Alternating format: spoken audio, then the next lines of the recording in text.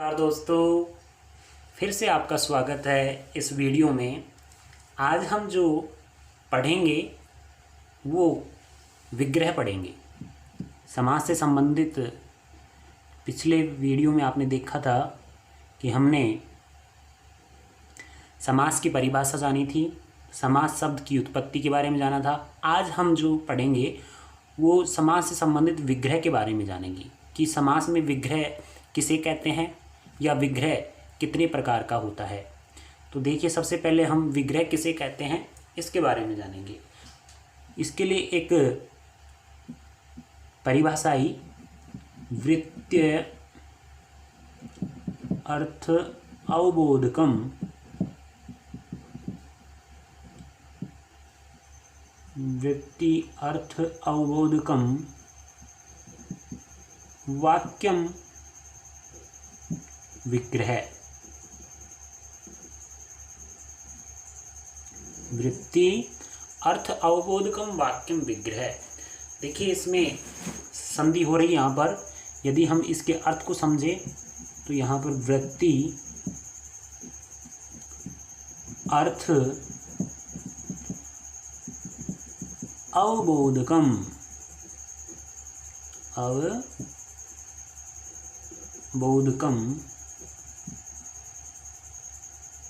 वाक्यम विग्रह।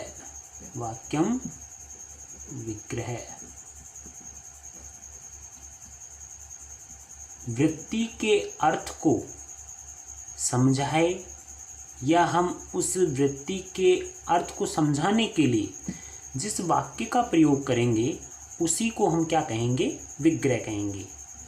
इसमें कहा गया है कि समास वृत्ति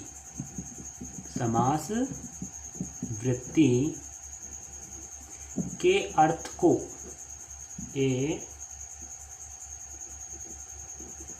अर्थ का बोध कराने के लिए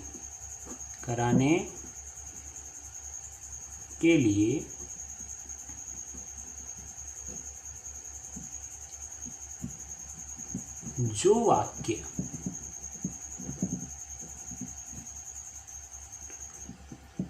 होता है उसे क्या कहा जाता है? विग्रह कहा जाता है। उसी को हम क्या कहेंगे? विग्रह का कहेंगे। किसको? समास वृत्ति को। समास वृत्ति का मतलब ये होता है सामासिक पद। सामासिक पद के अर्थ का जो बोध कराए उसी वाक्य को हम क्या कहेंगे? विग्रह कहेंगे। जैसे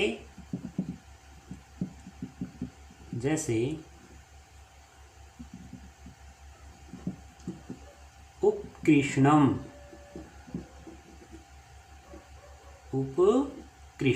ये क्या है? एक सामासिक पद है, समास किया हुआ पद है। इसी के अर्थ को समझाने के लिए हम विग्रह करते हैं। कृष्णस्य समीपम। अब इसका अर्थ ये निकलता है कि कृष्ण के पास, कृष्ण के नज़दीक, कृष्ण के समीप। इसी को हम क्या कहेंगे? विग्रह कहेंगे। इसी को हम क्या कहेंगे? विग्रह कहेंगे। विग्रह दो प्रकार का होता है। विग्रह दो प्रकार का होता है। पहला होता है लौकिक विग्रह। पहला कौन सा रहेगा?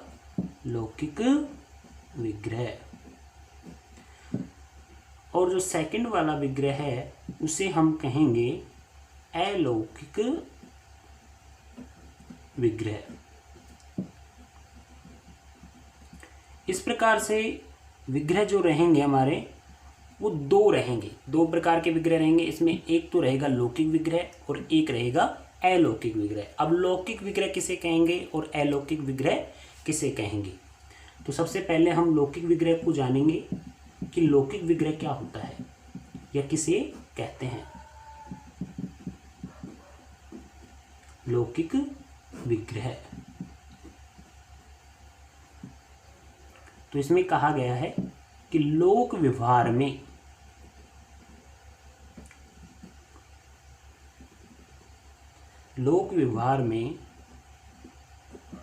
प्रचलित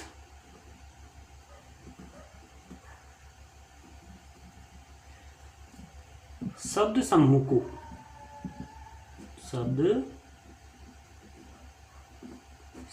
को क्या कहेंगे? लौकिक विग्रह कहा जाता है। लौकिक विग्रह कहा जाता है। किसको कहेंगे लौकिक विग्रह? लोक व्यवहार में प्रचलित जो शब्द समूह है उसी को हम क्या कहेंगे? लौकिक विग्रह कहेंगे। लोक व्यवहार में जैसे कि मान लीजिए आपको उपकृष्णम का जो अर्थ समझाना है वो हमें लोक व्यवहार में कैसे समझाएंगे? तो उसको कहेंगे हम कृष्णस्य समीपे इति उपकृष्णम। तो कृष्णस्य समीपम, ये जो हमने शब्द बोला है, जो वाक्य बोला है, इसी को हम क्या कहते हैं? लौकिक विग्रह कहते हैं। लोक व्यवहार के अंतर्गत जो हम जिस शब्द को या जिस वाक्य को समझाने की कोशिश करेंगे उसी को हम क्या कहेंगे? लौकिक विग्रह कहेंगे। कैसे कहेंगे? जैसे हमने एक देखा था, राजपुरुष है, राजपुरुष है। अब ये क्या था? ये सामासिक पद था, समस्त पद था ये। अब इसको हम लौकिक विग्रह के अंदर किस प्रकार से बताएंगे? तो यहाँ पर राज्य है, पुरुष है, राज्य पुरुष है, ये क्या हुआ? लौकिक विग्रह। क्या कहेंगे इसको? लौकिक विग्रह। इसी ही सामासिक पद की जो समास किया हुआ जो पद था उसी को हमने समझाने के लिए कौन से विग्रह का प्रयोग किया है? लौकिक विग्रह का प्रयोग किया है। अब यहाँ पर आपको पता था कि राजपुरुष के अंदर शब्द कौन सा है और इस शब्द के अंदर कौन सी विभक्ति लगी हुई है। तो ये इसको समझाने के लिए, जैसे राज्य है तो राज्य के अंदर षष्ठी का एक वचन है और षष्ठी का एक वचन होने की वजह से हम क्या प्रयोग करेंगे इसमें? राजा का पुरुष है, यानी पुरुष, राजा का पुरुष। इसी को समझाने के लिए हमने कौन सा विग्रह किया है? लौकिक विग्रह कहेंगे। या फिर हम दूसरा देखें तो राम पुत्र है, राम पुत्र है। इसी सामासिक पद को समझाने के लिए जिस शब्द समूह का हम प्रयोग करेंगे वो क्या कहलाएगा? लौकिक विग्रह कहलाएगा। जैसे रामस्य पुत्र है, रामस्य है पुत्र है। तो ये क्या है? ये लौकिक विग्रह है। यही क्या है? लौकिक विग्रह है। इसी को हम लौकिक विग्रह कहेंगे। पहला जो विग्रह का पार्ट था वो कौन सा था? लौकिक विग्रह। और लौकिक विग्रह किसे कहेंगे? लोक व्यवहार में प्रचलित शब्द समूह को ही हम लौकिक विग्रह कहते हैं या लौकिक विग्रह कहा जाता है। इसके अंदर हमने उदाहरण देखे, राजपुरुष है, राजपुरुष है को हम लौकिक विग्रह में किस प्रकार से कन्वर्ट करेंगे? तो राज्य पुरुष है। जैसे राम पुत्र है तो रामस्य पुत्र है। इस प्रकार से हम इसको लौकिक विग्रह के अंदर रखेंगे। जो सेकंड जो हमारा प्रकार है वो है हमारा अलौकिक विग्रह। अलौकिक विग्रह।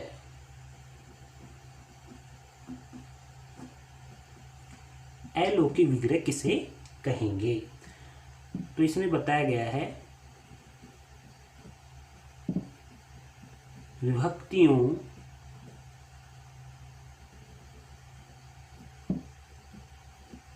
के प्रत्ययों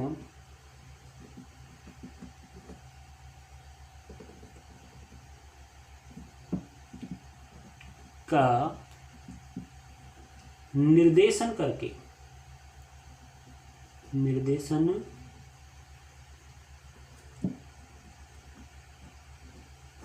करके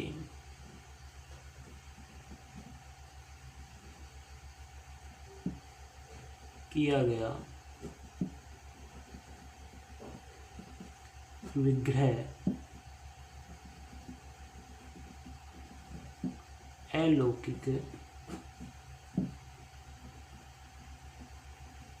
विग्रह कहलाता है।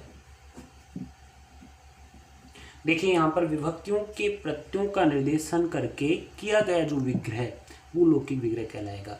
जैसे यहाँ पर राज पुरुष है, क्या है, राज पुरुष है, ये एक सामासिक पद है।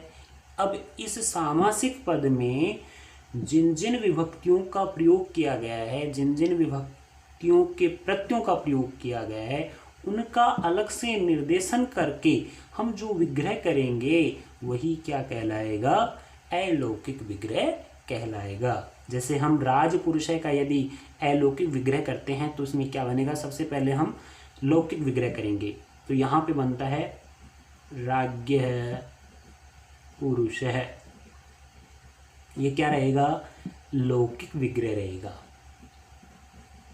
लौकिक विग्रह। सेकंड जो है, अब हमें इन्हीं, इसमें दो पद हैं, आप सभी को पता है कि पूर्व पद और उत्तर पद, दोनों पदों के अंदर जो विभक्तियां जुड़ी हुई हैं उनको पृथक करना है, उनको अलग करना है प्रत्येक शब्द में से। दोनों शब्द हैं, दोनों शब्दों में से अलग अलग करना है। तो यहाँ पर हमारे पास में जो शब्द आता है वो कौन सा है, राजन, और जो विभक्ति प्रत्यय है वो कौन सा है, न्यस। दूसरा क्या है, पुरुष है, तो यहाँ पर शब्द कौन सा है, पुरुष, और विभक्ति प्रत्यय कौन सा है, सु है। इस प्रकार से किया गया जो विग्रह है वो क्या कहलाएगा, अलौकिक विग्रह ही कहलाएगा। देखिए अलौकिक विग्रह इसको इसलिए कहा जा रहा है कि हम इसको लोक व्यवहार में प्रचलित नहीं कर सकते। किसी भी व्यक्ति को इस शब्द का अर्थ यदि हम खुल करके उनको विग्रह करके यदि समझाने की कोशिश करें तो इस प्रकार से नहीं कह सकते कि राजन यश पुत्र शु, इस प्रकार से हमारी बातों को कोई नहीं समझने वाला है। क्यों, क्योंकि जिसको व्याकरण की पहचान नहीं है या व्याकरण को नहीं जानता है उस व्यक्ति के लिए ये बिल्कुल भी हम उस व्यक्ति को नहीं समझा सकते। तो इसके लिए हम क्या कहेंगे, अलौकिक विग्रह कहेंगे। अलौकिक विग्रह का मतलब यही हुआ कि विभक्तियों के प्रत्ययों का निर्देशन करके जो किया गया विग्रह है वही अलौकिक विग्रह होता है। देखिए ना तो इसमें अर्थ परिवर्तन होगा, ना तो कोई सामासिक पद में अर्थ परिवर्तन होगा, ना ही लौकिक विग्रह में इसका अर्थ परिवर्तन होगा, और ना ही अलौकिक में इसका अर्थ परिवर्तन होगा। लेकिन ये व्याकरणिक दृष्टि से है, ये सामान्य हम जो बोलचाल की भाषा में प्रयोग करते हैं ये उसके अनुसार इसका विग्रह है। तो हमने इसमें देखा कि विग्रह दो प्रकार के हुए, दोनों प्रकार हमने देखे। इसमें लौकिक विग्रह किसे कहेंगे, अलौकिक विग्रह किसे कहेंगे। तो यही चीज समास के प्रकार, समास के प्रकार।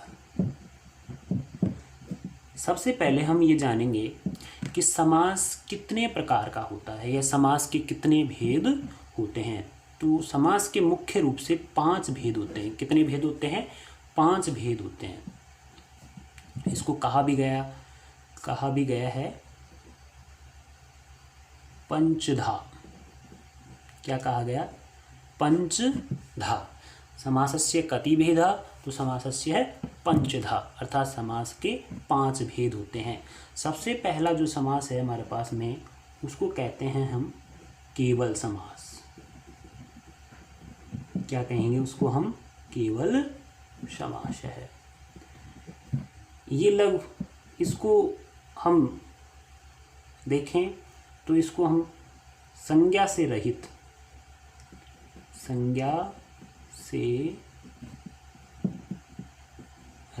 समास भी कह सकते हैं। संज्ञा से रहित समास भी कह सकते हैं। दूसरा जो समास आएगा, दूसरा भेद, वो आएगा हमारा अवयवी भाव समास है। अवयवी भाव समास, इसको हम कहेंगे प्राय पूर्व पद प्रधान